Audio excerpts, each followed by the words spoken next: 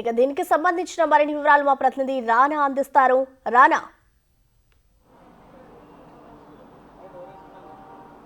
Johnny మాస్టర్ని అత్తాపూర్లో ఉన్నటువంటి Joy హాస్పిటల్కి వైద్య కోసం తీర్చడం జరిగింది. ఇప్పటికే పోలీసులు గారు వీళ్ళందరూ కూడా ఇక్కడికి వచ్చారు. సో మెడికల్ ఎగ్జామిన్ అయిన తర్వాత ఇక్కడి నుంచి ఉప్పరపల్లి పోలీస్ స్టేషన్ ఉప్పరపల్లి కోర్టుకి తీసుకెళ్లిపోతున్న సమాచారం అవుతుంది. ఇప్పుడే ఎమర్జెన్సీ డిపార్ట్మెంట్కి సంబంధించిన విషయంలో అక్కడికి జానీ మాస్టర్ని తీసుకెళ్లాడు. రెడ్ క్యాప్ జానీ మాస్టర్ వేసుకున్నాడు, టీ షర్ట్ వేసుకున్నటువంటి పరిస్థితి కనపడుతుంది. మొహం కనపడకుండా అతను ఒకటి కట్టుకున్నటువంటి పరిస్థితి కనపడుతుంది. ఇప్పుడు విజువల్లో చూస్తున్నాం ఏదైతే ఎమర్జెన్సీ డిపార్ట్మెంట్కి సంబంధించినటువంటి విజువల్స్ మనకు చాలా స్పష్టంగా కూడా ఇక్కడ కనపడుతున్నాడు. ఇదే దీంట్లో జానీ మాస్టర్కి వైద్య పరీక్షలు జరుగుతున్నాయి. మరి 15 నిమిషాలు 20 నిమిషాల్లో కూడా ఆయన బయటికి వస్తున్నటువంటి పరిస్థితి కనపడుతుంది. దాంతోపాటు అనూహ్యంగా ఇప్పటి వరకు, ఎందుకంటే డైరెక్ట్ ఉప్పరపల్లి కోర్టుకి వెళ్తారు జానీ మాస్టర్ అనేసి అనుకున్నారు, కానీ ఇక్కడైతే ప్రైవేట్ హాస్పిటల్కి తీసుకొచ్చినటువంటి పరిస్థితి కనపడుతుంది. సాధారణంగా అయితే ఇటు గోల్కొండలో బట్టి ఏరియా హాస్పిటల్కి తీసుకొస్తారు. కాకపోతే ఇటు రాజనగర్లో సిసిఎస్లో ఆయన్ని పెట్టారు కాబట్టి అక్కడి నుంచి ఇక జాయ్ హాస్పిటల్ దగ్గర కాబట్టి అంత సమయం కూడా లేదు గోల్కొండకు వెళ్ళడానికి. సో ఈ నేపథ్యంలో నిన్న అరెస్ట్ చేసినటువంటి నేపథ్యంలో తొందరగా కోర్టు ఆయన్ని ప్రొడ్యూస్ చేయాలనే ఉద్దేశంతో కూడా ఇక్కడ ప్రైవేట్ అధికారుల పర్మిషన్ తీసుకొని ప్రైవేట్ హాస్పిటల్లో ఇప్పుడు ఆయనకి వైద్య పరీక్షలు చేస్తున్నటువంటి నేపథ్యం అయితే కనపడుతుంది. సో ఇక్కడి నుంచి ఆయన తీసుకెళ్తున్నారు. సో దాదాపు చాలా హైడ్రామా జరిగింది. ఎందుకంటే గోవాలో అరెస్ట్ చేసిన తర్వాత ఆయన్ని రోడ్డు మార్గాన్ని తీసుకొని వస్తున్నారన్నటువంటి విషయం కొంతమంది చెప్తున్నారు, మరి కొంతమంది అయితే ఏకంగా ఫ్లైట్లో తీసుకొని వస్తున్నారన్నటువంటి విషయం కొంతమంది చెప్తున్నారు. సో అవన్నీ పటాపంచలు చేస్తూ రోడ్డు మార్గాన్ని కూడా వచ్చి ఉదయం 4 గంటలకి వీళ్ళు నార్సింగ్ పోలీస్ స్టేషన్కి చేరుకున్నారు.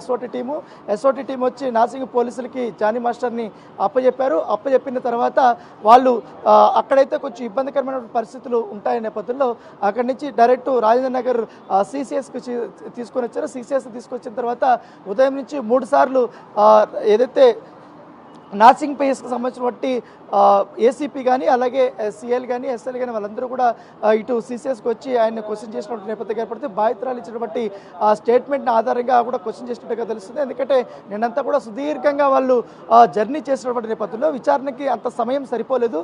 సో కోర్టు సమయం కూడా అయిపోతున్నటువంటి నేపథ్యంలో మొదటిగా కోర్టులో ఆయన్ని హాజరుపరిచిన తర్వాత ఆల్రెడీ కస్టడీ పిటిషన్ కూడా వాళ్ళు రెడీ చేసినట్టుగా తెలుస్తుంది. రిమాండ్కి పంపించిన తర్వాత కస్టడీ పిటిషన్ కూడా వెంటనే అదే న్యాయస్థానం ముందు కూడా వాళ్ళు పెట్టబోతున్నారు. సో ఆయన్ని దాదాపు 7 రోజుల పాటు కూడా కస్టడీకి కోరే అవకాశం ఉన్నట్టుగా మనకు సమాచారం ఉంది. అయితే ఆయన రిమాండ్కి కూడా పంపిస్తున్నారు కాబట్టి ఖచ్చితంగా రేపటి నుంచి కూడా ఆయన కస్టడీకి తీసుకొని అన్ని కోణాల్లో కూడా విచారించాలన్న ఉద్దేశంతో కూడా పోలీసులు ఉన్నటువంటి పరిస్థితి ఏర్పడితే ప్రస్తుతం అయితే ఆయనకి బీపీ టెస్టులు కానీ ఇతర టెస్టులన్నీ కూడా చేస్తున్నారు. ఎమర్జెన్సీ వార్డులోనే ఆయన ఉన్నటువంటి పరిస్థితి ఏర్పడుతుంది. మొత్తం విజువల్లో కూడా మనం చాలా స్పష్టంగా చూస్తున్నాం. అంతా ఎవరిని కూడా లోపలికి రానిలేదు. రాజేంద్ర నగర్ సంబంధించినటువంటి సిసిఎస్ పోలీసులు మాత్రమే ఉన్నారు. అలాగే ఇటు నార్సింగ్ పోలీసు సంబంధించిన ఒక్కరు మాత్రం ఇక్కడికి వచ్చారు.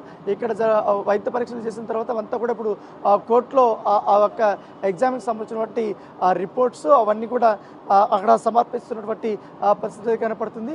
సో ఎక్స్క్లూజివ్గా ఇక్కడ మనము చూడబోతున్నాం. ఎందుకంటే రాజేంద్ర నగర్ సిసిఎస్ నుంచి జానీ మాస్టర్ని తరలించడానికి పోలీసులు చాలా చాకచక్యంగా కూడా వ్యవహరించినటువంటి పరిస్థితి కనపడుతుంది. చాలా స్పీడ్గా ఎవరికంటా పడకుండా ఆయన వైద్య పరీక్షలు చేయించి వెంటనే కోర్టుకి తీసుకెళ్లాలనే ఉద్దేశంతో కూడా వారు ఉన్నారు. కాకపోతే బిగ్ టీవీ వారిని ఎక్కడికి వెళ్తున్నారు ఏంటి అనేది కూడా పూర్తి స్థాయిలో కూడా మనం కారులో చేసిన తర్వాత ఇక్కడ ప్రైవేట్ హాస్పిటల్లో ఆయనకి వైద్య పరీక్షలు చేస్తున్నాడని కూడా తెలుసుకొని ఇక్కడికి వచ్చినటువంటి పరిస్థితి కనపడుతుంది. సో ఏదమడికని గత 4 రోజుల నుంచి కూడా అనేక ట్విస్టుల మీద ట్విస్టులు కూడా కనపడుతున్నటువంటి ఈ కేసులో ఇప్పుడు జానీ మాస్టర్ అఫీషియల్గా అరెస్ట్ అయినటువంటి నేపథ్యంలో ఇప్పుడు కోర్టుకు సమర్పిస్తున్నారు. ఇప్పుడు ఆల్రెడీ జానీ మాస్టర్ సంబంధించిన కుటుంబ సభ్యులు కానీ వీళ్ళందరూ కూడా కోర్టు దగ్గరికి రాబోతున్నారు. ఎందుకంటే ఆయన తనపైన అలిగేషన్స్ వచ్చిన తర్వాత తనపైన కేసు పెట్టిన తర్వాత ఆయన అక్కడి నుంచి మొదటగా జమ్మూ కాశ్మీర్కి వెళ్ళాడు. జమ్మూ కాశ్మీర్ నుంచి లడక్ వెళ్ళాడు. లడక్ నుంచి డైరెక్ట్ బెంగళూరుకి వచ్చాడు. బెంగళూరు నుంచి ఇటు గోవాకి వెళ్ళినటువంటి నేపథ్యం కనపడుతుంది. గోవాకి వెళ్ళినటువంటి పక్కా ఇన్ఫర్మేషన్ అయితే ఎస్ఓటి పోలీసులకి సమాచారం అవుతుంది. వెంటనే ఎస్ఓటి పోలీసులు అక్కడికి వెళ్ళిన తర్వాత